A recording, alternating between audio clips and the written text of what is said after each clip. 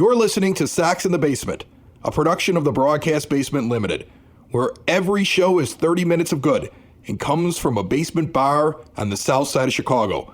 Pull up a stool, pour a cold one, and join us right now for Sacks in the Basement.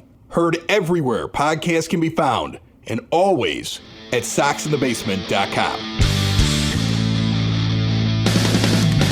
And welcome down to Sacks in the Basement. My name is Chris Lanuti. Pull up a stool in my 9-foot homemade oak bar and pour yourself a cold one. Sorry we couldn't have a game yesterday, but some rough weather coming through Chicagoland made it a doubleheader Saturday. Unfortunately, there's no way you're getting two broadcasts of a doubleheader. I don't get paid Jason Benetti money, and that would take about 8 hours to put together. The good news is, though, I have the results of Game 1 before we get to Game 2 against the Toronto Blue Jays. The White Sox go into the 9th inning of Game 1, trailing 4-1. Ken Giles comes in as the closer, and Yoan Moncada flies out right away to left field. James McCann then comes up and doubles in the center. Edwin Encarnacion walks, and then a Nomar Mazara triple sends in two, and the White Sox are down by only a run. The Blue Jays then panic and bring in Adam Ottavino. Danny Mendick draws a walk, and Ricky Renteria puts on the suicide squeeze with Luis Robert at home plate. Mazara scores. The only play is Robert at first, and after Leury Garcia is down swinging, the White Sox have tied it in the bottom of the 9th. And then, in the 10th inning, a man who already had a home run earlier in the game gets his second one as the White Sox walk off. Yoan Moncada, with one out in the bottom of the 10th, wins Game 1 against Toronto, his second home run of the day. He and the White Sox now take the field at Guaranteed Rate Field on the south side of Chicago to get the second game of this doubleheader and the third of this 4-game set. We throw it out there now. Brought to you by Cork and Carry at the Park at 33rd and Princeton, found on Grubhub and at corkandcarryatthepark.com. This is a Sacks in the Basement simulated season every day since opening day using MLB 20 and found everywhere podcasts can be found and always at sacksinthebasement.com. Let's go. Welcome to Guaranteed Rate Field. Hello, everybody. My name is Chris Lanuti. We just saw the White Sox win Game 1 of this doubleheader in walk-off fashion in the 10th inning, and now 11 games over 500. The 28-17 White Sox will take on the Blue Jays yet again as we head into the evening. A couple of the guys that didn't play in the first game get to play in the second one. Lucas Giolito also gets a start, his 10th. 3-4 record, 5.29 ERA, 49 1/3 innings with a 1.42 whip, 43 strikeouts. He's given up 43 hits. And I believe before the stat went away, 27 walks to this point. Lucas has some work to do, but had a very good start the last time out. Rowdy Tellez stands in. The lefty sends this one down the third base line. Fair ball. There was a shift on. Nobody's going to get to it until he gets to second base. A leadoff double immediately on the first pitch off of Giolito, who needs to build off of a very good start last time out. Runner on second base immediately for the Blue Jays, who led for basically the entirety of Game 1, 4-1, before the White Sox got 3 in the bottom of the 9th, including a tying run on a suicide squeeze, with Nomar Mazara coming home and Luis Robert, the rookie, laying it down. And then Moncada, with his second home run of the game, walks off with one out in the bottom of the 10th inning. Vlad Guerrero Jr. is hitting .291. He steps in. The righty facing Giolito, who checks the runner at second and delivers. That is a ball high on a four-seamer. Grandal's at catcher. Abreu's at first. Madrigal's playing now. This is his first game of the day at second. Short, Tim Anderson. Third, Moncada. Hopefully he continues to be hot. Eloy Jimenez in left. Center field, Luis Robert. And in right, Adam Engel. That's a curveball across for a strike. 1-1 the count. Grandal did not see the first game. He was given a rest. James McCann did very well in his stead. But Yasmani has been one of the hottest hitters in all of baseball over the last few weeks. 2-1 pitch. Outside slider, ball 3. Next pitch up the middle, that's a base hit. The runner gets a slow start at second. Robert's going to get in quickly. It's cut off by Giolito as it goes way off to the side of Grandal up the first base line. We've seen him with a few offline throws He gets a little excited out in center field. That's what happens when it's your first year in the bigs. So Giolito in trouble early on here. First and third, no outs in the first inning. Down the first base line, that is foul. Lourdes Gurriel Jr. hitting .294 with 8 homers and 25 RBI and .821 OPS. Standing in the 3 spot. Guerrero Jr. not a very big threat to steal second, as this one's fouled off and the count is quickly 0-2. Giolito gives up the leadoff double, and he's got to get that out of his head right away. Work with what you have. You're probably giving up a run here in the first, but don't let it turn into a 3 or a 4 or a 5-run first inning. You're 0-2 right now. The pitch. High four-seamer misses 1-2. Beautiful weekend here in Chicago. You can see it warming up all across the land. Very humid here where Saxon Basement is in Evergreen Park. 2-2 as that curveball misses. Sox, because of the humidity, going with those sleeveless jerseys with the black short sleeve shirts underneath them for this second game.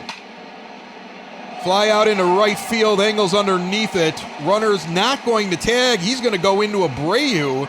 That also chases Guerrero back, and nobody's advancing. Adam Engel played that perfectly with Jose Abreu. Engel looked like he was going home, but instead went directly to Abreu. It froze both runners. One out here in the top of the first. Teoscar Hernandez swings and misses at an outside four-seamer. 0-1 the count. Hernandez is 1 for 5 with a strikeout lifetime against Giolito, who got into a pickle here early in this inning. Swung on and missed a four-seamer. He was underneath that one in the zone. 0-2. This White Sox simulated game and all games in this simulated season brought to you by Cork and Carry at the Park. Support a local business. It's unfortunate that they are in an entirely different phase than a barber salon. Swung on and missed. Strike 3. So they need your support as there's 2 outs here in the top of the first inning. Use Grubhub or go direct to corkandcarryatthepark.com. Giolito fighting back after giving up a double and a single right away at the top of this game. He's now gotten the fly out, the runners held, and a strikeout on 3 pitches. Bo Bichette takes an inside four-seamer, and the .213 hitting shortstop is 1-0. Part of a doubleheader here on Saturday for the Sox and the Blue Jays. As this one has popped up, Madrigal's behind second base. He calls for it, and Giolito escapes. Nobody is scoring here in the first inning. And that's the kind of thing that can give a guy who's struggling like Lucas Giolito a big shot in the arm. Anderson will lead it off for us as we go to the bottom of the first with no score. Hyunjin Ryu, 9 starts, 4-3 record, 3.05 ERA, 56 innings and a 1.16 whip, 59 hits, 52 strikeouts, only 6 walks given up. He was one of those pitchers out there when the White Sox were trying to figure out who they were going to acquire in the offseason. They went with Gio Gonzalez and Dallas Keuchel. It's worked out well for them. But this guy has done very well early on with the Blue Jays.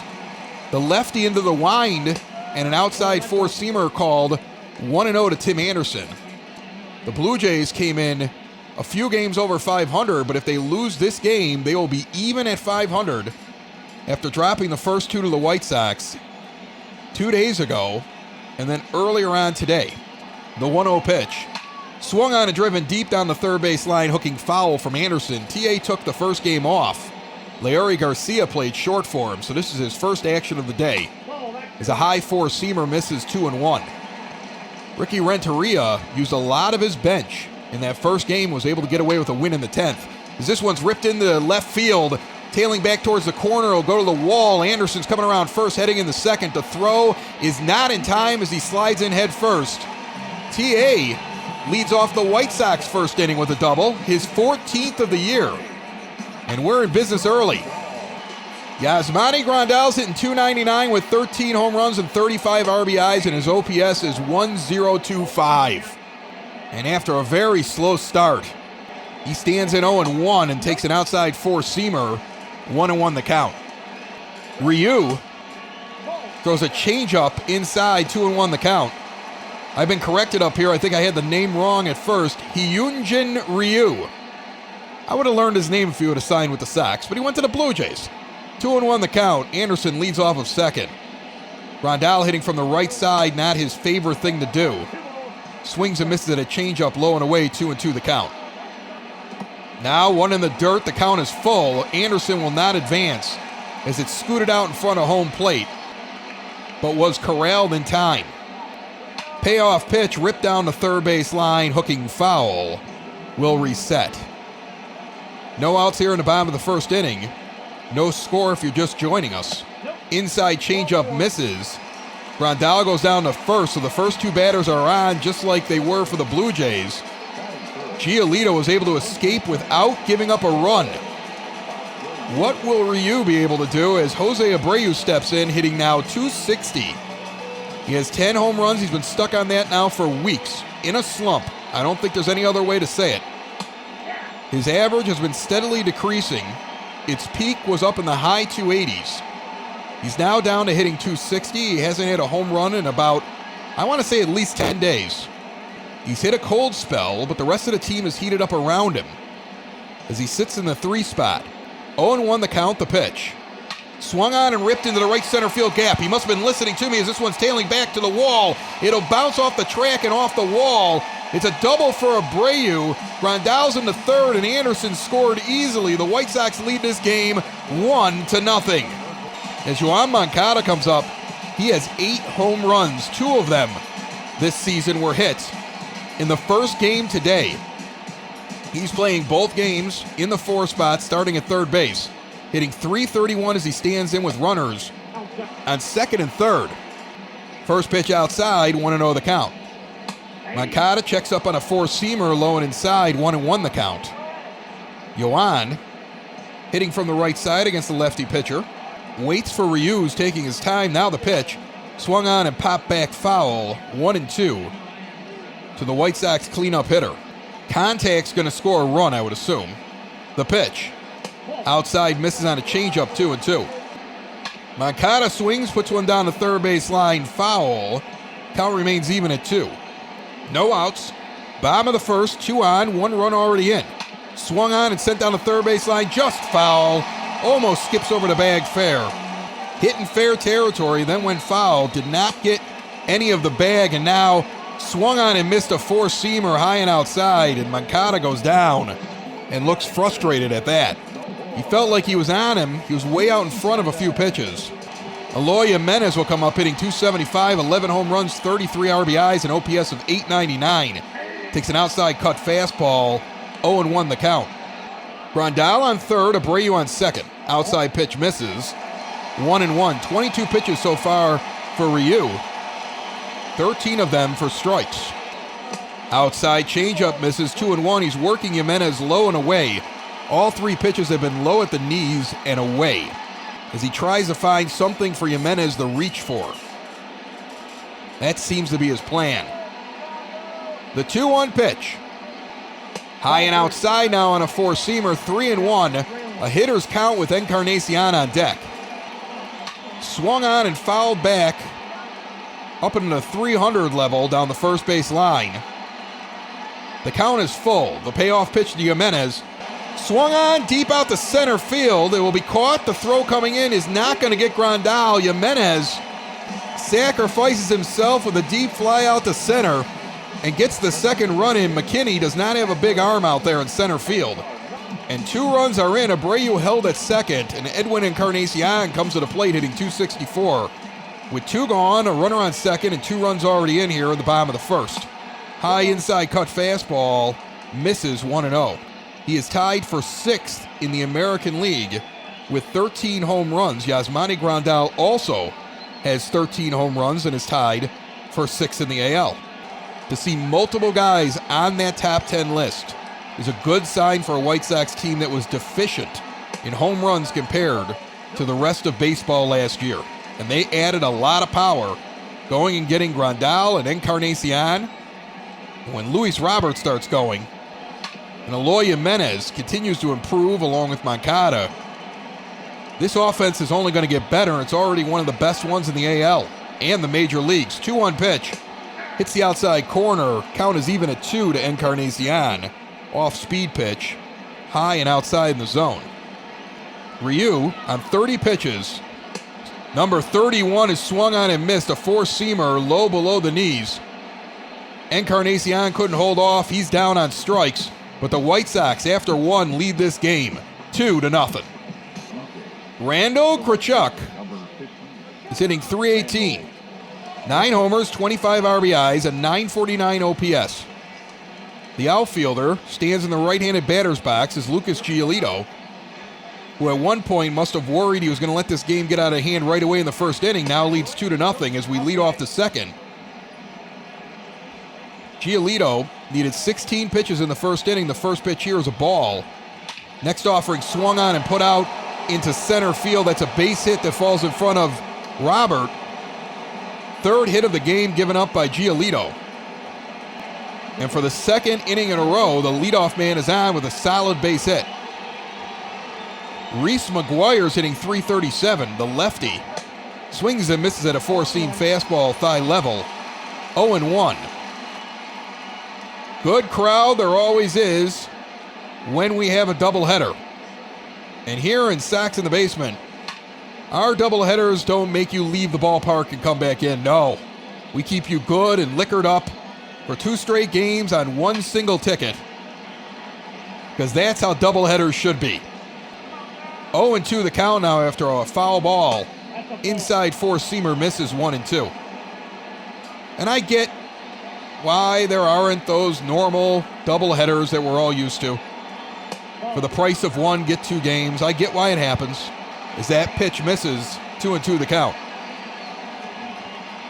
Next offering from Giolito outside, 3-2. Count is full. Billy McKinney, the center fielder today, or at least this afternoon into the evening, stands on deck. Runner on first. Giolito doesn't want to let him off the hook. Swung on and sent out in the left field. Can of corn for Jimenez. He sits underneath it and makes the play. And there's 1 gone.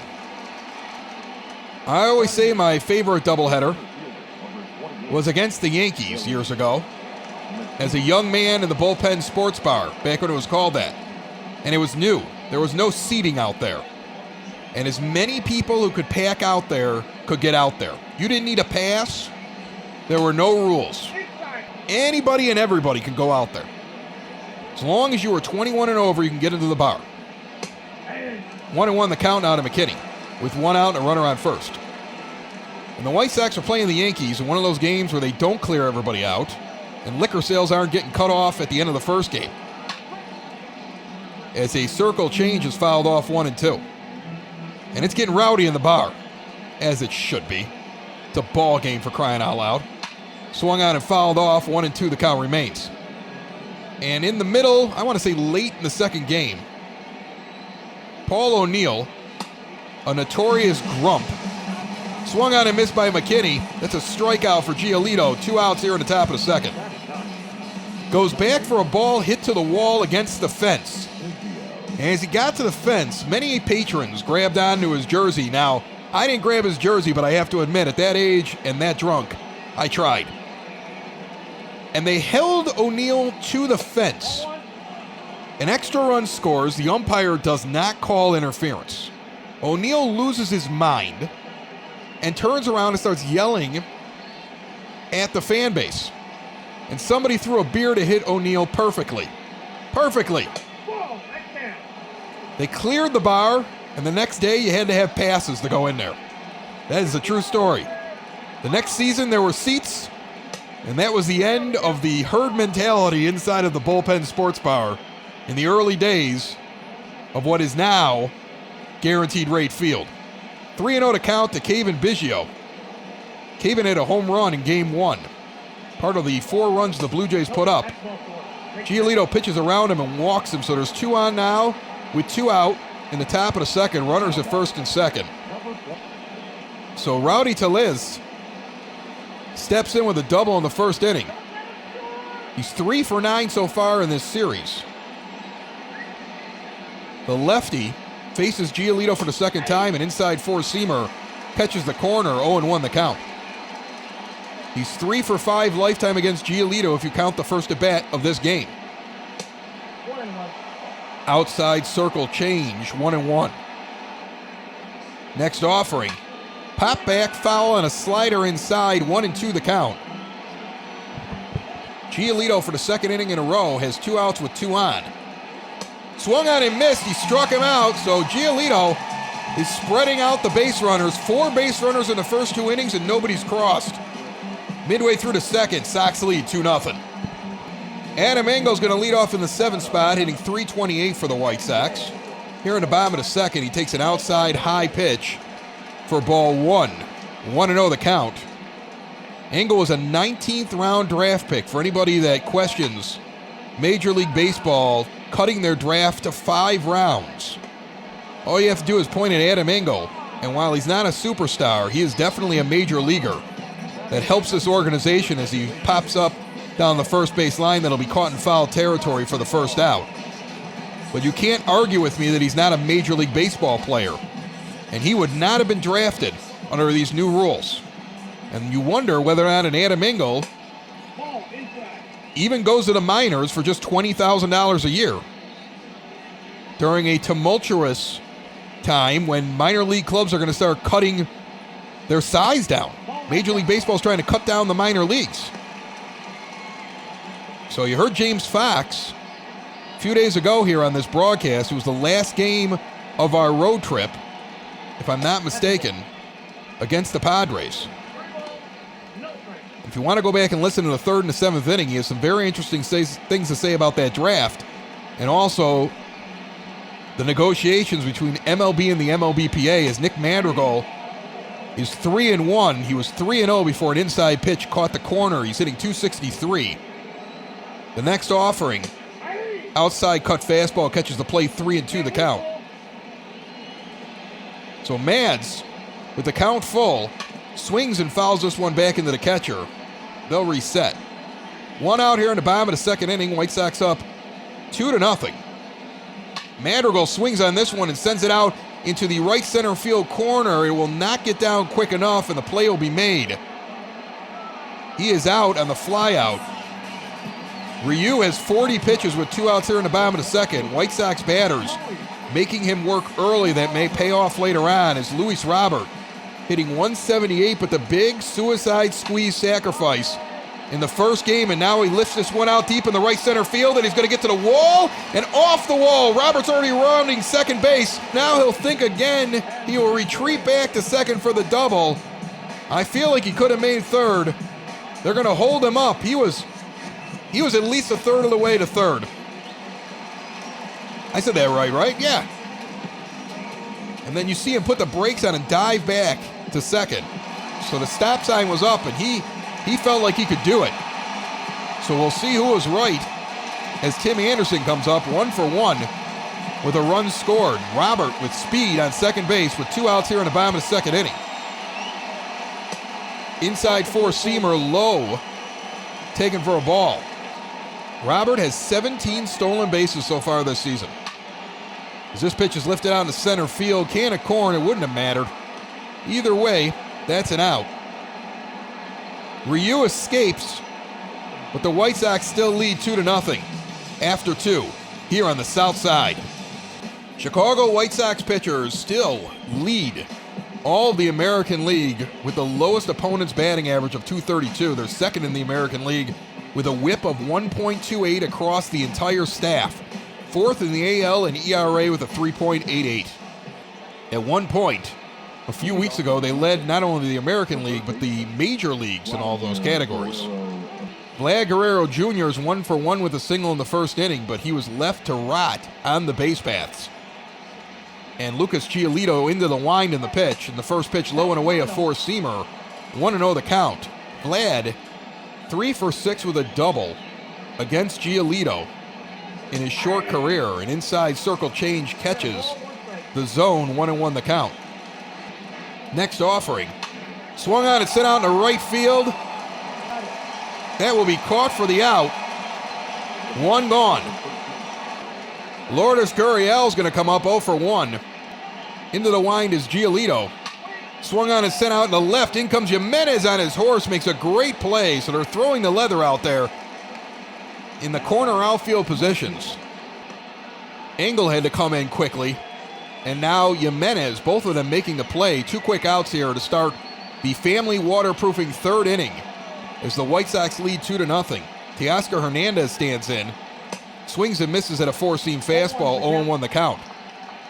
Family Waterproofing Solutions is family-owned, veteran-owned, female-owned. They'll do their estimates over video chat with you. You could show them the problem. It's free.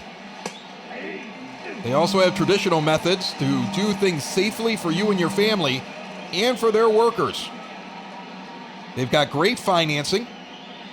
They've got Sox in the Basement deals. And a portion of the proceeds go to veterans and first responder organizations. 1-2 the count there on an outside pitch. Details coming up once Lucas Giolito and the White Sox can record the 3rd out of this half inning. The pitch. Inside misses on a 4-seamer, 2-2. Hernandez, 0 for 1, waits. Now he's going to lift this one down the first base line. It is going to curve foul into the stands. Out in right field. 2-2 the count remains. Inside 4-seamer misses, 3-2. Bo Bichette waits on deck. The full count. The pitch.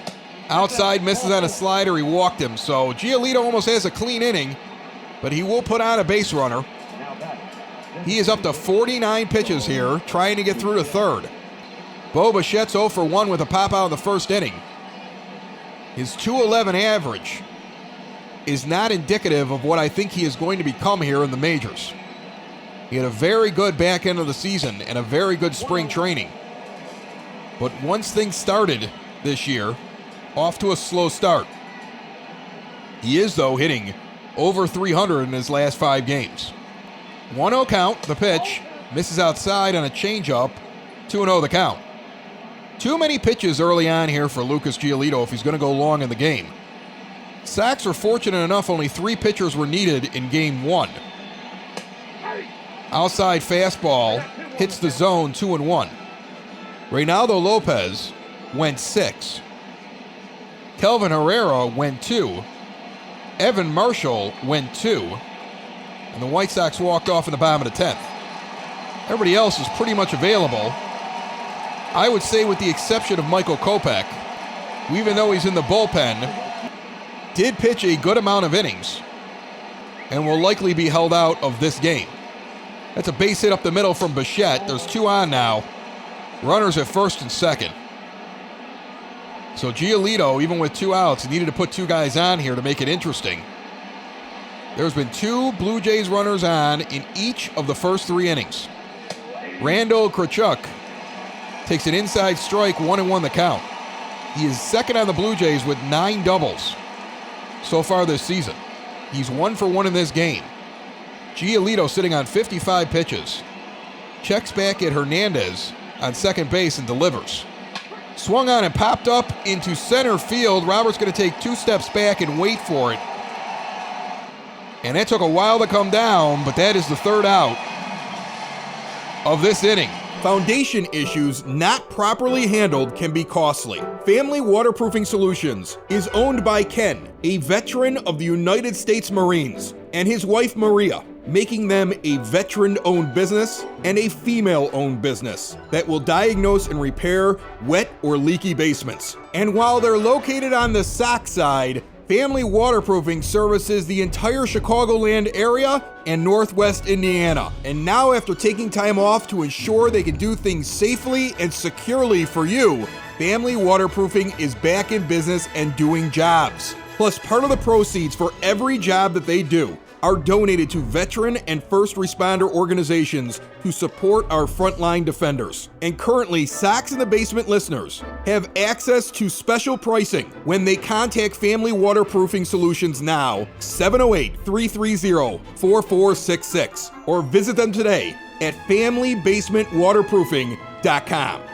Lucas Giolito Houdini through the first 3 innings.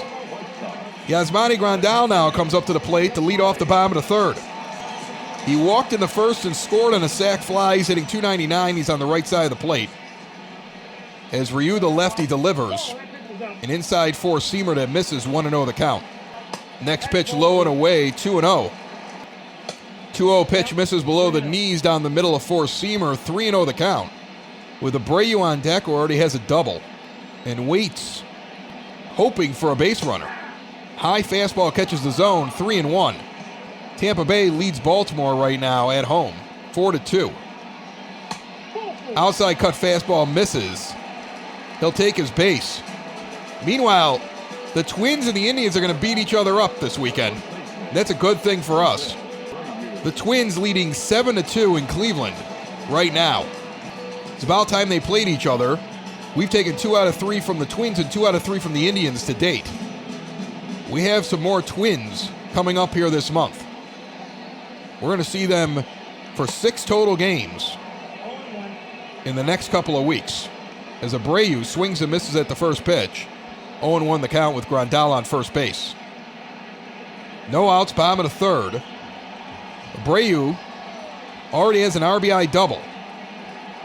Now he gets jammed, but puts it out over the shortstop's head, and Bichette can't get it. Grandal didn't get a good jump, and he's going to be forced out of second base. The ball went out into shallow right field. Grandal wasn't sure what was going to happen. It goes over Bichette's head. He did not get a good jump. It was scooped immediately by the left fielder and sent in, and it beat him to the bag. It'll go as a fielder's choice, although it was a base hit for Abreu. Grandal did not do well on the base paths there. Did not judge that well enough and was picked off of second base. So there's one out here in the bottom of the third inning as Moncada takes an outside cut fastball. He's 0 for 1 with a strikeout. And he's got Abreu on first now instead of Grandal. Next offering misses outside, another changeup, 2-0. Inside four-seamer hits the zone, 2-1 the count. Bottom of the third, 1 out. The pitch. Swung on and missed on a changeup below the knees, 2-0 now. Moncada having a tough time with Ryu. Looking to make some contact. Swung on and missed. He struck out for the second time today, and Yoan Moncada is frustrated. As Ryu has his number right now. 2 of his strikeouts against Moncada, the hero of Game 1. He had 2 home runs in Game 1, including the walk-off variety in the 10th inning. He's got 2 strikeouts here in Game 2. Eloy Jimenez comes up. 2 outs, bottom of the third. He had a sac fly in the first inning, gave the White Sox their second run as they lead 2-0. Fouls this one off down the first base line. Next pitch is a four-seamer high, taken for a ball, 1-1 the count. Ryu takes his time on the mound. A lot of looking around before he delivers. Then he throws an outside changeup at 77 miles an hour that misses, 2-1. Keeps staring at Abreu like he's going to go somewhere. Ground ball chopped to first. Nifty play at first base. Caught in the glove by Tellez and backhanded to Ryu. He never took it out of the glove. He's showing off, but the White Sox still lead 2-0. Reese McGuire is 0 for 1 with a flyout in the second inning, and Lucas Giolito has needed 56 pitches to get through the first 3. The lefty stands in as the righty Giolito waits for the first sign of the fourth. Into the wind, and here we go. Outside four-seamer misses, 1-0 the count. McGuire was a first-round pick back in 2013 for the Blue Jays. Fouls off this pitch down the third base line, 1-1 the count. Grandal sets up on the outside portion of the plate. It misses, 2-1. Giolito has put on 6 base runners over 3 innings, 2 in each inning, but has not given up a run yet. Fouls off a changeup on the lower outside portion of the zone, 2-2. The next offering, inside misses on a four-seamer, 3-2 to McKinney. Check that to McGuire. McKinney's on deck. Swung on and missed a four-seamer inside to McGuire. Now we get McKinney with 1 out here in the top of the fourth. He's talking to the umpire. You swung at that pitch, so what happened earlier in the count that you want to discuss with the umpire? A weird exchange there. As he was walking away looked back, and then a conversation began. His coach came out and got him. Seems like no harm, no foul as the first pitch is a ball to Billy McKinney, who's 0 for 1. The lefty stands in against Giolito with one out here in the top of the fourth. Grandal catches a 12-6 curve that McKinney swings and misses at. 1-1. Now Grandal back on the outside portion of the plate. He fed it there, a curveball, fouled down the first base line. 1-2. Grandal continues to sit away. They work away and they get him swinging on a four-seamer. In the last two batters, we've seen Yasmani Grandal start to move a little bit more behind the plate. Realizing his pitcher doesn't have any control, he's trying to change the way that he's framing. And instantly you're seeing a change in Giolito, who gets back-to-back strikeouts. Now Kevin Biggio's up. Grandal down on one knee. Takes a pitch low and away that's fouled off down the first base line. Yasmani Grandal changes the way that he's doing things behind the plate when his pitcher needs him to. The guy's in a zone, you don't see him move very much. But now we're seeing this one knee, get into the splits, then get into a crouch, then sit on one side of the plate, the other side of the plate, and it's all framing. He's catching the ball where he knows Giolito's going to miss, and he's dragging it back in the zone. 1-1 the count to Biggio. Sets up inside, and he frames a pitch perfectly because it doesn't look like he's pulling it back into the zone. He gets a borderline call, 1-2. Now he gets him on a perfectly framed pitch on the inside corner, and Biggio's arguing. Grandal basically got 3 strikeouts for Lucas Giolito there. The Sox lead midway through the fourth, 2-0. Edwin Encarnacion struck out in the first inning. He's 0 for 1. He's 2 for 7 in the series with a home run and 2 RBI. 59 pitches for Ryu. Here's number 60 to lead off the bottom of the fourth. Misses on the lower outside portion of the plate. 1-0 the count. Sox got 2 runs in the bottom of the first after the Blue Jays threatened the top of the first and couldn't get anybody across. Up until last inning, Giolito had put 2 runners on in each of the first 3 innings. As that ball misses, 2-0 the count. Now an inside four-seamer hits the plate, 2-1. Ryu misses on the outside with another changeup, 3-1 with Adam Engel on deck. Engel, when he had limited at bats, was hitting around 400. He's been seeing the plate a lot more lately, down to 324. Swung on and fouled off down the first base line. It's a line drive into the net. Count is full to Encarnacion. The pitch on the way. Swung on and missed on an inside four-seamer. He came in on the hands, and Edwin has struck out twice. So Ryu has 4 strikeouts, 2 against Moncada, 2 against Encarnacion. And that's who he's picking on today. Adam Engel comes to the plate. He is 0 for 1 with a pop-out. With 1 out here in the bottom of the fourth. First pitch is high, a cut fastball, 1-0 the count. Into the wind of the pitch. Low inside cut fastball goes for a strike, 1-1. Engel also played in the first game. He was 1 for 5 with a single. Takes a 1-1 pitch out into left field down the line. It'll hang up there. And that is the second out as it is caught. 2 outs here in the bottom of the fourth inning. And Nick Madrigal, who's 0 for 1 with a fly out in the second. Into the right center field gap. The average dipped back down below 260. He's hitting 259. And the tiniest guy I've ever seen in a video game, except for when I make my own characters, stands up in the plate. 0-1 the count as he takes a strike low and inside. He has a tiny little strike zone. Checks up on that one, 1-1. I feel like his little K-back should be smaller than what I'm seeing. Swung on and sent out into the gap in right center field to get chased down so he can't get extra bases. But that is a base knock for Nick Madrigal.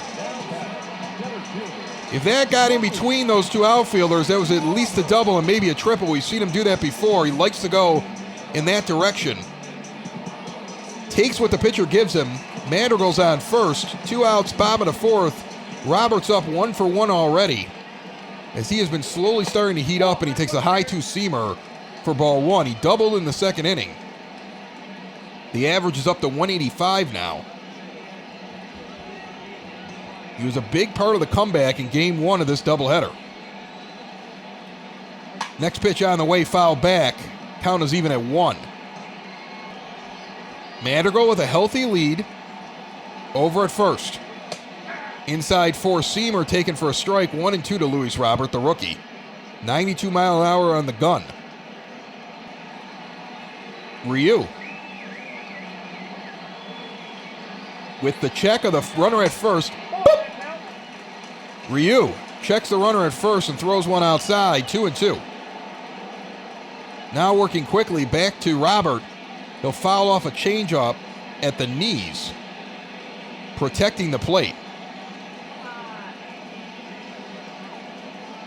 Now a high four-seamer is going to load up this count, 3-2, with Madrigal on first base.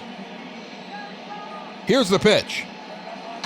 Outside pitch, foul down the first base line. Count remains full. Madrigal in motion, swung on and fouled off. Will reset. The pitch on the way. Ball 4, Madrigal is running. He's in the second easily because they can't throw. It's ball 4. You got a lot of speed on the base paths in Madrigal and Robert. And TA's up 1 for 2 with a double and a run scored. Anderson looking to do damage. Ryu on 80 pitches. The pitch on the way. Swung on and sent out into right field. That's going to get down and head towards the corner. It gets cut off, and Madrigal's going to come around and try to score. He is safe. The throw is offline. Robert almost comes home as well, but he hesitates. 1 run is in.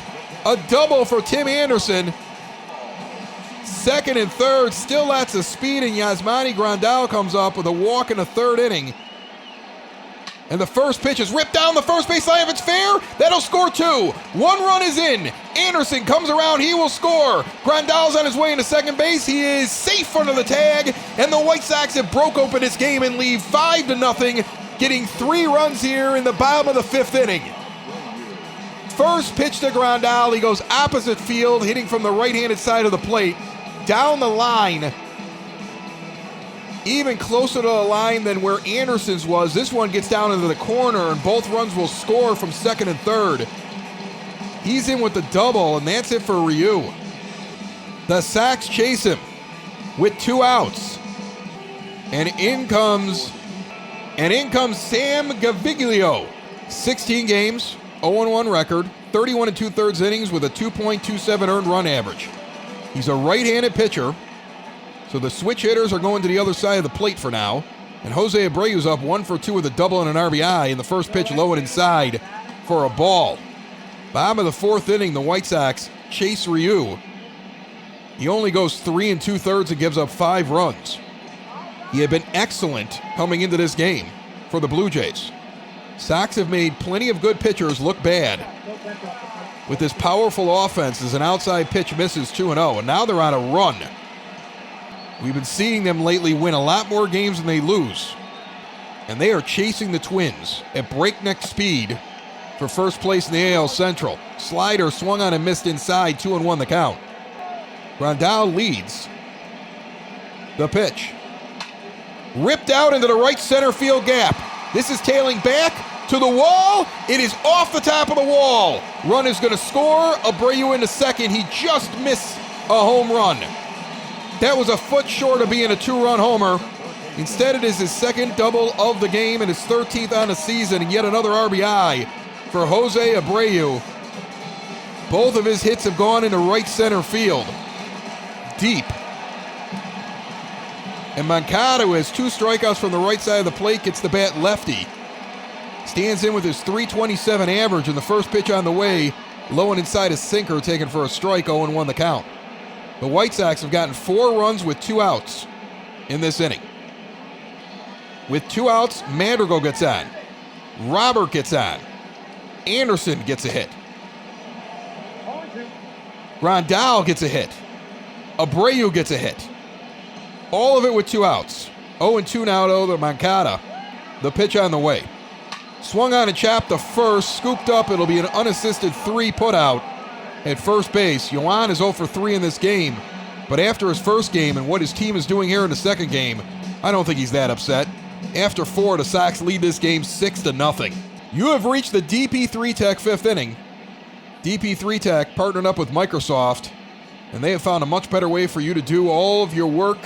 Your business can survive a lot better and be a lot more efficient using their system for video conferencing, sharing of files, getting people on the line with one button, getting them in front of you with one button, getting them in front of each other with one button, showing files, showing things on the screen, integrating your systems, and making it very, very easy to do. They'll break it down for you, whether you're an employee trying to impress the boss, a small business, or a big corporation. And the details are coming up here midway through the 5th inning, as Giolito has the first baseman, Tellez, 1-1. Swung on and fouled off into the camera well, 1-2 the count. Fouls off a changeup, count remains 1-2. Tellez strikes out there, drop third strike, Grandal down to first. 7th strikeout for Lucas Giolito. As shaky as he looked early on, he's 75 pitches in here with 1 out in the top of the 5th inning. He's got 7 strikeouts and a 6-0 lead. A high 4-seamer misses to Vlad Guerrero Jr., 1-0 the count. Guerrero Jr. is 1 for 2 in this game. Another high 4-seamer misses, 2-0. Yasmani now gets down to one knee for the first time. Seems to be a calming thing for Giolito as this one's fouled off, but he put it right there on the inside corner. He's changing the way he catches Giolito when he seems to lose control. Now he frames a 12-6 curveball for a strike, 2-2. So he brings him back after missing wildly high. Now he almost stands up, calls for a high pitch. It misses. The count is full, 3-2. With Lourdes Gurriel Jr. standing on deck with 1 out in the top of the 5th. Full count. It's been fun to watch Yasmani here, calling for one high again. It's too low and it gets jacked down the third base line, hooking foul just before the pole. So a mistake by Giolito. Now Grandal sets up on the outside corner. He came in, he missed his location. This one is deep back into left field, up over the wall and gone. It was not where it was called for by Grandal, and a 390-foot blast clears the left field wall, and Vlad Guerrero Jr. has yet another home run on the season. Gets it out at 95.7 miles per hour, and this is a 6-1 ball game. The last 2 pitches were not where the catcher called for them. Grandal had called for a pitch high. It was right down the middle. Grandal then set up on the outside corner with his glove right on the corner of the plate. It went right down the middle. You're going to send 2 down the middle on mistakes to Vlad Guerrero Jr. He's going to put 1 out. Gurriel Jr. now takes a high fastball for a strike, 0-1 the count with 1 out here in the top of the 5th. Sox still lead by 5, 6-1. Next pitch, outside fastball, 0-2. Giolito quickly into the line to the righty. Swung on and chopped to Madrigal. He scoops it up, sends it over to first without a problem. 4-3 putout, 2 outs here in the top of the 5th inning. Nationals leading Arizona in Arizona 3-1 right now. San Diego has just gotten underway against the Northside team out in Padre land. Teoscar Hernandez takes a high 4-seamer for a ball, 1-0 the count. A couple of fans wanted that as a strike. It was close, but it looked like a ball to me. 1-0 the count, 2 outs, top of the 5th inning. Sox up by 5. The pitch on the way. A strike at the letters, 1-1. Giolito now into the line quickly, the pitch. Swung on and popped up into right field. Engel will take a few steps back, turn around, a can of corn. He gave up a home run, but through 5 innings pitched so far, only 1 run given up by Lucas Giolito, and the White Sox midway through the 5th lead 6-1. New challenges bring new technology. DP3 Tech has partnered with Microsoft to make things easier on you and your business. Imagine being able to get everybody together in a nice, easy, user experience friendly meeting room and being able to share whatever you want in the room with just one click. You can migrate from old legacy on-premises equipment right now to flexible, secure, work-from-home friendly cloud services. Bring your group together faster, better, easier. Find out what DP3 Tech can do for you. Contact their cloud migrations team today, 312-896-2450, or email info@dp3tech.com. Eloy Jimenez steps in. It's the bottom of the 5th inning. His team's up by 5. No change at pitcher for Toronto. Sam Gaviglio throws this one. It's grounded over to Bo Bichette. He's going to make a nice play at short and get Jimenez by a few steps. 1 pitch, 1 out here to start the bottom of the 5th. White Sox picked up 6 earned runs off of the starter Ryu. He struck out 4 White Sox, but in reality 2 were Moncada and 2 were this man, Edwin Encarnacion, who's 0 for 2. And finally gets a different pitcher to swing against. Ripped back up the middle. It's going to be grabbed, thrown over, and a nice play made by Kevin Bichette. He made a very strong defensive play behind the bag at second and was able to get the ball over against a slow-running Encarnacion. And Adam Engel comes up 0 for 2 and immediately sends this one on a line drive out to right, and nobody had to move. The White Sox make it an easy inning for the Jays. Was that 3 pitches, 3 outs? I'd have to go back and look. After 5, still lead by 5. Bo Bichette is up there, and Lucas Giolito's like, what the heck? I just sat down. I'm back out again for the top of the 6th. And now we got a light pop up down the first base line. Abreu heads over to the dugout, and he will catch that. So the game's pace has quickened very, very rapidly. And it seems like everybody just wants to swing at the first pitch and put it in the play. Randall Kravchuk stands in and takes an inside 4-seamer, 0-1. Carson Fulmer and Jace Fry warm in the pen as Giolito comes out here for the 6th. He's on 90 pitches as of this moment. 0-1 the count, the pitch. Misses outside on a circle change, 1-1. It's a final in Cincinnati. Their game is over. 9-5 over Milwaukee today. 4-seamer fouled back, 2-1 the count. Giolito into the line against the righty. Sent up the middle. They had a shift on. Madrigal's behind second. He makes one move over towards the shortstop side of the bag. Fields it cleanly and sends it over to Abreu. A long 4-3 putout, and Reese McGuire comes to the plate. 0 for 2 with a strikeout from Giolito. And the lefty awaits the first pitch with 2 outs here in the top of the 6th. He checks up a pitch low and inside for ball 1. 1-0 the count. Sox took game 1 of this series on Thursday night. Then a rainout on Friday. They win the first game of this doubleheader in walk-off fashion in the 10th by a score of 5-4. They were trailing 4-1 going into the bottom of the 9th. The Blue Jays may be shell-shocked. Is this a ground ball up the middle for a base hit? And a runner is on with 2 outs here in the top of the 6th inning. Because then they come back and they keep putting runners all over the bases. They can't get anybody in for the first 3 innings. And then the White Sox jump all over them. Get out to a 6-0 lead. It's currently 6-1 with 2 outs in the top of the 6th. A runner on first, and McKinney comes up.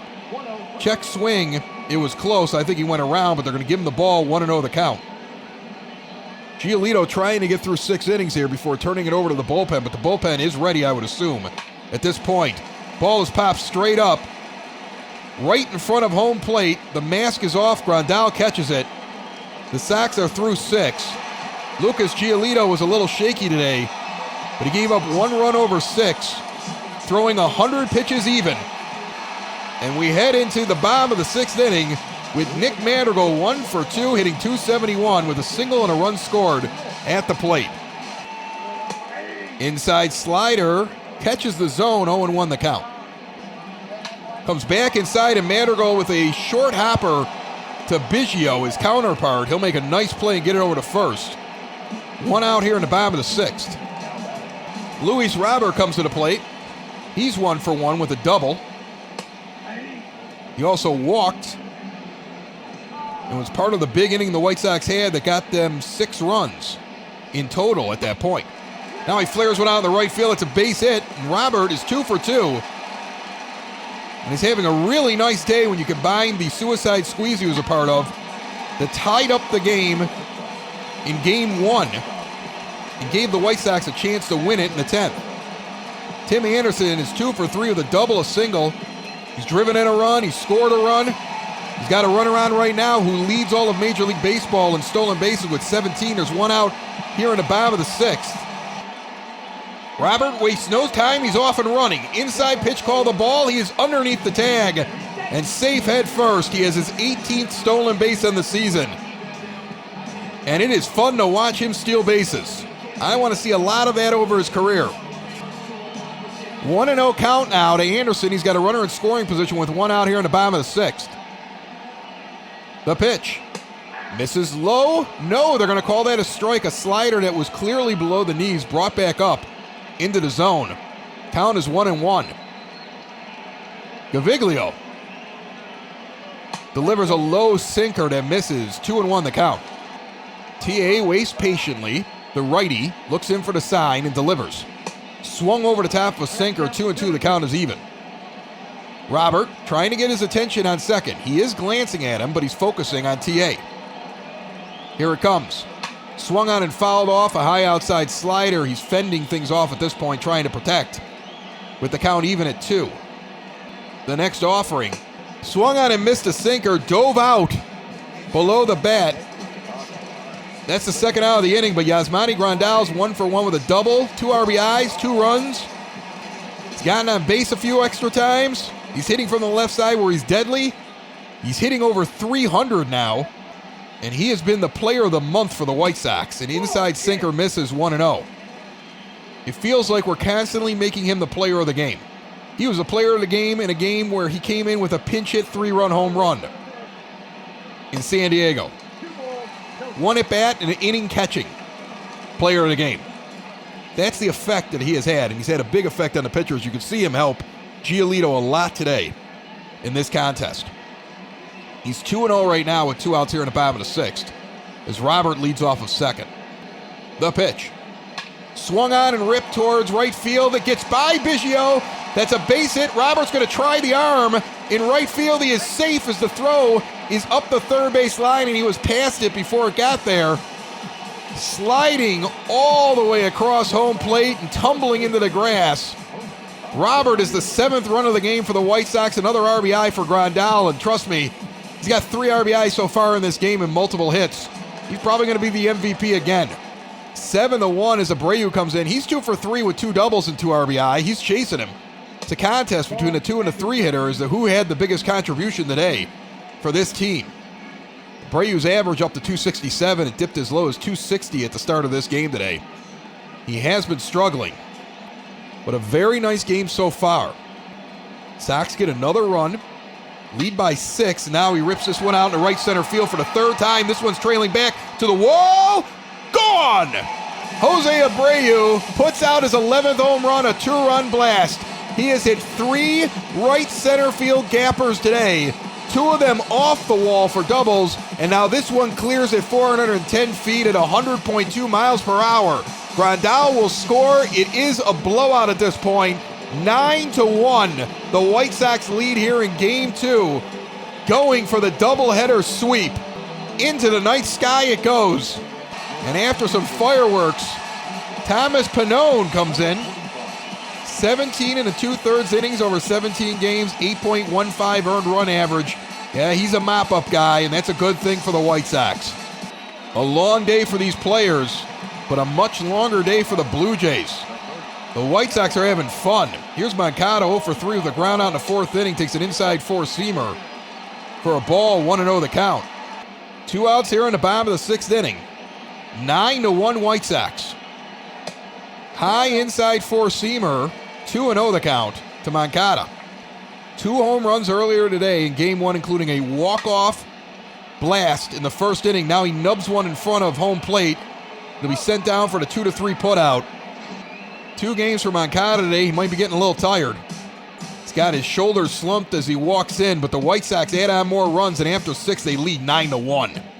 Couple of substitutions for the White Sox. Yoan Moncada has come out of the game. It's a blowout at this point. The man put in big work here earlier on, but something looks a little off and looks like he's coming out. Biggio's up and Carson Fulmer's pitching to him. Fulmer's first pitch is lifted out into center field. Can of corn for Robert. And there is one gone here in the top of the 7th inning as the White Sox lead this game 9-1. You could see Moncada seem to be laboring in his second at-bat.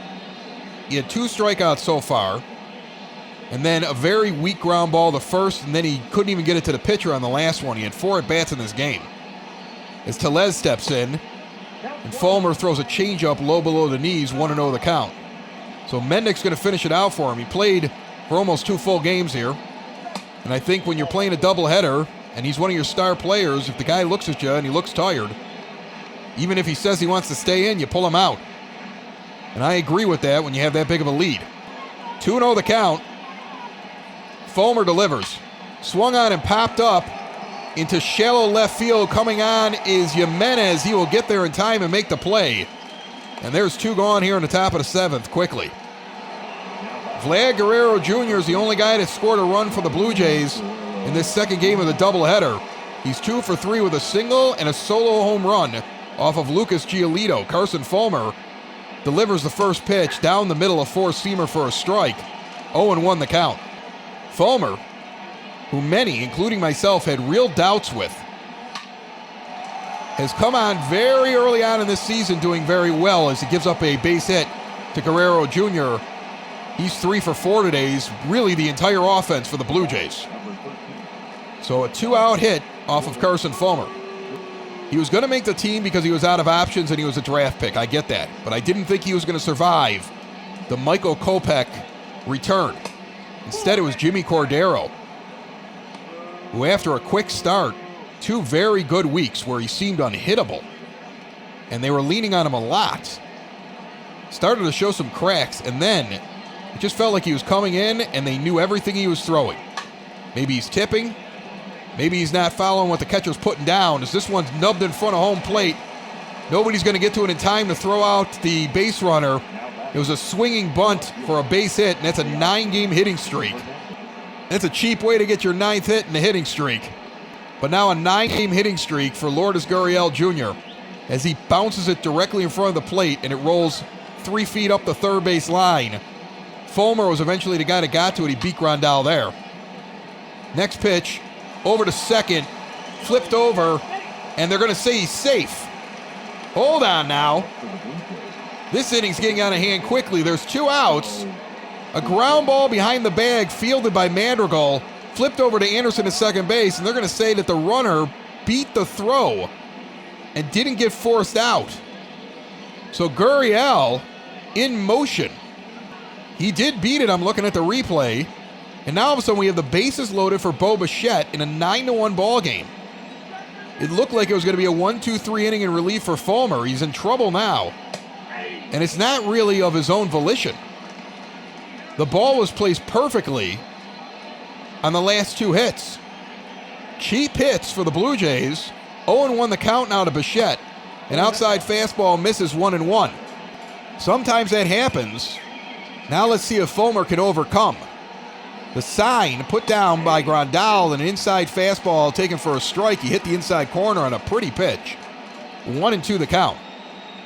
But Fulmer has gotten out of some difficult situations so far early on in the season, something we've never seen him do before. We'll see what he does here. The pitch. High and outside. He tried to get Bichette to chase. He does not at the curveball. 2-2 the count is even. Sox lead 9-1 with 2 outs here in the top of the 7th inning. Giolito goes 6 innings, gives up 1 run. He scattered a bunch of hits. Struck out 7 or 8 as well.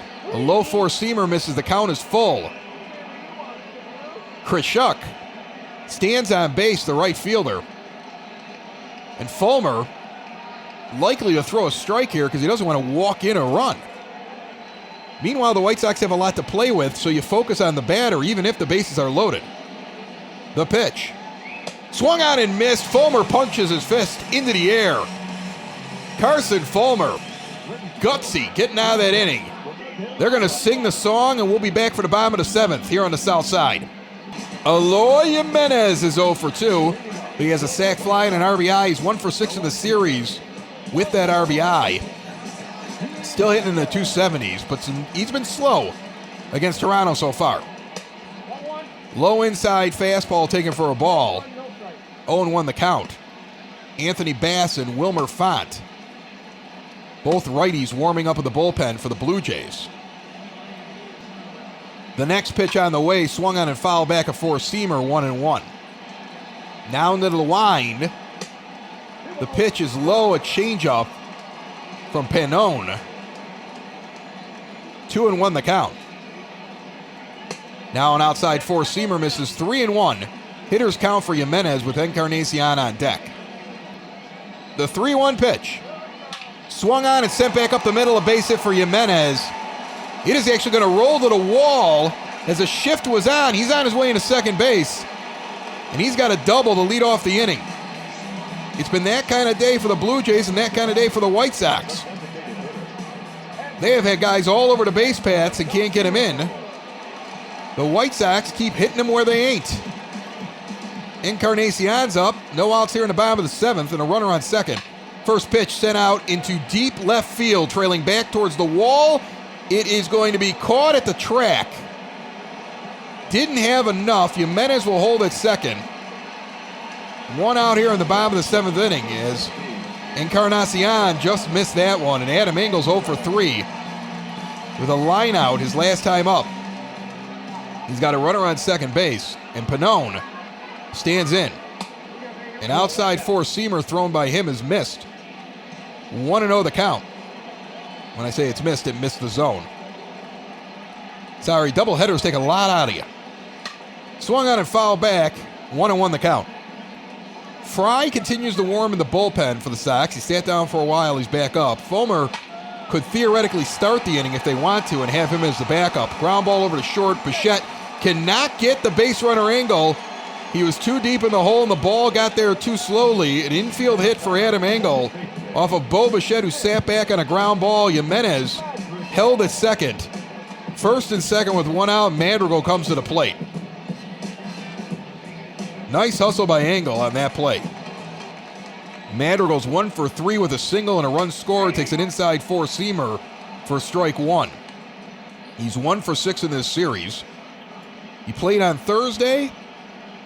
He had the early game off. He's in tonight. The 0-1 pitch fouled off down the first base line. A low outside fastball in the zone. 0-2 the count quickly to Nick Madrigal. Jimenez leads off of second. Inside pitch brushes him back. 1-2. Engel at first, Jimenez at second. Sox up 9-1. Bottom of the seventh inning. Trying to finish off an excellent day here at the ballpark after they took game one. Inside pitch misses, 2-2. And my apologies for the rain out and the fact there is no radio broadcast of game one. Only the recap, just like there will be a recap of this game at SoxOn35th.com. That is not something we want to normally do, but it had to be done. Swung on and missed a four-seamer over the top of a swinging Madrigal's bat. He puts his head down, he feels shame, he goes back to the dugout. Luis Robert will come to the plate here now with 2 outs in the bottom of the seventh and 2 on. He's 2 for 2 with a double and a single. He also got on with a walk earlier. First pitch is away, a four-seamer. 1-0 the count. Robert, flirting again with 200, is hitting 191 as he stands in. It has been a difficult start for this young man, but there have been signs yet again that he could come out of it. Now he swings at this one and sends it down the third base line and will not get out far enough. Caught back by the track. The inning is over. The Sox don't add on anymore, but do they need it? They're up 9-1, and we go to the top of the eighth here on the south side of Chicago. Carson Fulmer will start off the eighth inning. Randall Grichuk is 1 for 3, and he's 0-1 the count after that strike is taken on the inside corner. Next pitch from Fulmer, low and inside a curveball, 1-1. The announced attendance, 27,804 for this game. Outside pitch misses on a changeup. Now they're going to call that a strike, 1-2. The 1-2 pitch on the way. Swung on and missed, and Fulmer sits him down. There's one gone. One out, top of the 8th. Here comes Reese McGuire. He's going to foul this one off into the camera well down the third base line. 0-1 the count. Red Sox trying to come back against the Rangers. It's 5-4 now in Texas as he swings and misses at this four-seamer. 0-2 to McGuire. Out in L.A., Oakland tied up with the Angels 1-1 in the 5th inning. Next pitch swung on and missed, and Fulmer sits him down. He got into trouble last inning. Now he's on fire. 2 quick outs here, both on strikeouts in the top of the 8th inning. Fulmer will now take on Billy McKinney, the center fielder, 0 for 3 in this game with 2 outs in the top of the 8th inning, and the Sox leading 9-1. He fouls back a four-seamer high in the zone into the upper deck behind home plate. 0-1 the count. McKinney's 2 for 7 in the series with 2 RBIs. Popped out his last time up. Has had a difficult time with men on base today. Swung on and missed a changeup, tailing away low and outside. 0-2 the count. Grandal puts the sign down immediately, sets up on the outside portion of the plate, the pitch. It goes inside, he missed his location, a changeup, 1-2. Fulmer quickly into the line, Grandal back on the outside corner, swung on and missed. Grandal tosses it back out to the mound and leaps towards the dugout. 3 batters, 3 strikeouts for Carson Fulmer. He has to feel good. Midway through the 8th, we lead 9-1. And as we lead off the bottom of the 8th inning, joining me for the first time in studio since March. It's been that long. It's good to have him. My buddy Dave joining me here in the basement for Sox in the Basement as he watches this simulated ball game using MLB The Show 20 as Tim Anderson leads off and immediately bloops one into center field. Underneath it, though, for the catch is 1 out. Center fielder got over there quickly. I still have a hard time trying to figure out who's playing what until we get later on in the series. And sometimes I forget. Because we're on the first game of the series. No, we're in the third game. We're in the third game of the series, but we were rained out yesterday because I had something to do. As Grandal rips one in the right field for a base hit immediately. And he's on base here with 1 out in the bottom of the 8th. So because we had a game on Thursday and then we were rained out, I then didn't do a broadcast of the first game of this doubleheader. The White Sox walked off on a Yoan Moncada 10th inning home run. And this is game 2 of the doubleheader. Jose Abreu now comes into play 3 for 4 with a home run, 2 doubles, and 4 RBIs in this game. Oh, wow. So Jose's having a game today. Oh, he's having a game, but you know who else is having a game today? The guy on first base. He's also 3 for 4. He also has 4 RBIs. Yasmani Grandal has been killing it. He's well over 300 now after starting off the month. And when he began this month, he was hitting 210 at the beginning of May. Yasmani Grandal currently at 300. And you've seen the pitchers actually improve a little bit. I noticed as I came in here that Carson Fulmer is still killing it in garbage time situations. Yes, he is. That one's fouled off down the first base line, 1-2 to Abreu. Although he did outlast Jimmy Cordero, Michael Kopech, promoted on Thursday, split the game up with Gio Gonzalez. In a White Sox win, he went 3 innings and didn't give up a run, Michael Kopech. Good. I was going to just ask you what the line on him was. He struck out, if I'm not mistaken, 6 over those 3 innings. So wow. 9 outs, 6 of them were strikeouts for Kopech. It's going to be interesting to see. 3-2 to Abreu. It's going to be interesting to see how the simulation simulates major league hitters. Sent over to Bichette at short. Biggio gets it and flips it over to first. I'm going to let you finish that thought, but that's the end of the inning. We're going to go to the top of the 9th to see if the White Sox can take both games of this doubleheader. They lead 9-1. All right, I'm going to let you make a decision. You want to go with Fulmer here? You want to let him finish? Let's let Fulmer finish. He gets a 3-inning save if he finishes here, so that's what we're going to go with. One thing to watch for Michael Kopech is how the simulation treats the rest of MLB adjusting to Michael Kopech, because we just brought him up Thursday. Had a good game Thursday. We're going to see how he does over the stretch. Right. We're going to see if the simulation puts that factor in it where MLB starts to adjust to him. I think it'll happen. It's interesting with rookies. We've seen it with everybody who's a rookie. Madrigal, Robert, this up and down thing where they start to get on a hot streak and they fall back down again. As Kevin Biggio swings and misses, and he's the 5th strikeout for Carson Fulmer in 2 1/3 innings pitched. It's pretty wicked breaking ball on Fulmer, too. Yeah. That dropped right off the table. Rowdy Tellez is going to come up with one out here in the top of the 9th inning as Fulmer's going for the 3-inning save in a 9-1 ball game. You get a save if you pitch the last 3 innings, no matter what the score. Is that how that works? Yes, you do. Was that always a thing? It's always been a thing. Well, I did not know that. It's been a thing for a while. I don't know if it was a thing in the 60s, but I know it's a thing now.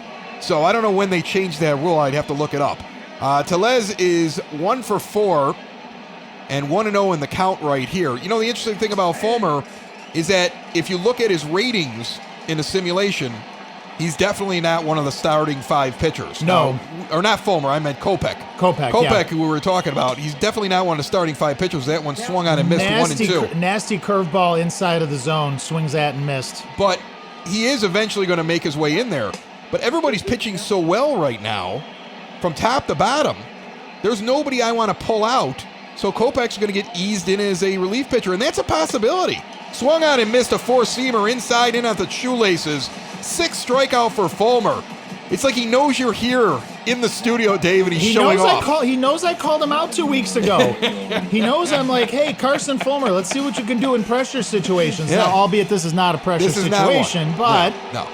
He's dealing. Vlad Guerrero Jr. is 3 for 4 with the only run of the game for the Blue Jays on a solo shot off of Lucas Giolito. I want to say it was in the 6th inning. He's hitting .303 with a .798 OPS. Home run, 2 singles, and an RBI today for him. He's 1-0 in the count. And it's possible that Kopech could be a guy, right? That they start off in the bullpen. Guerrero fouls that one off right side. Yeah, Guerrero fouls that one off. 1-1 the count. Swung on and chopped to Danny Mendick. Nope, that was in the air. He scooped it before it hit the ground. A line out to Mendick, and the game is over. Danny Mendick over at third base, who came in halfway through the game for Yoan Moncada, makes the final out. That was the first time he saw a ball. The White Sox celebrate with fireworks, winning 2 games in 1 day. They take the entire doubleheader. They've taken the first 3 of this 4-game set. The final game, tomorrow, Sunday.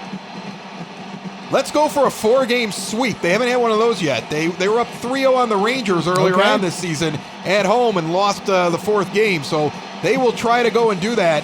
Sox get 9 runs on 13 hits, no errors. The Blue Jays 1 run on 9 hits with 1 error. The save goes to Carson Fulmer. He has his second 3-inning save of the season. He has 2 now on the year. He had 3 innings pitched with 3 hits given up and 6 strikeouts, Dave. No earned runs, no walks. Lucas Giolito, your starter, gets to win 6 innings pitched, 6 hits, 7 strikeouts, an earned run, 2 walked. Ryu started off really hot for the Blue Jays, but takes the loss, getting chased after 3 2/3 innings. Jose Abreu is your player of the game, 3 for 5 with a home run, 2 doubles, and 4 RBIs. Yasmani Grandal goes 3 for 3 with a walk, a double, 3 RBIs, and 3 runs scored. Luis Robert, 2 for 3, a double and 2 runs. He was also the guy who laid down the suicide squeeze that tied the game with 2 outs in the bottom of the 9th in Game 1 and allowed Yoan Moncada to walk it off in the 10th earlier. And Tim Anderson, 2 for 5 with a double, an RBI, and 2 runs scored. A heck of a game, a heck of a day. And you and me, we are going to break some bread and drink some brews because it's good to see you, my friend. It's good to see you. What do you think so far about this season before I let you go? I think this season is going really well. I think the White Sox are 12 games over 500 at this point. 12 games over 500 at this point. You know, not to quote my favorite announcer, but don't stop now, boys.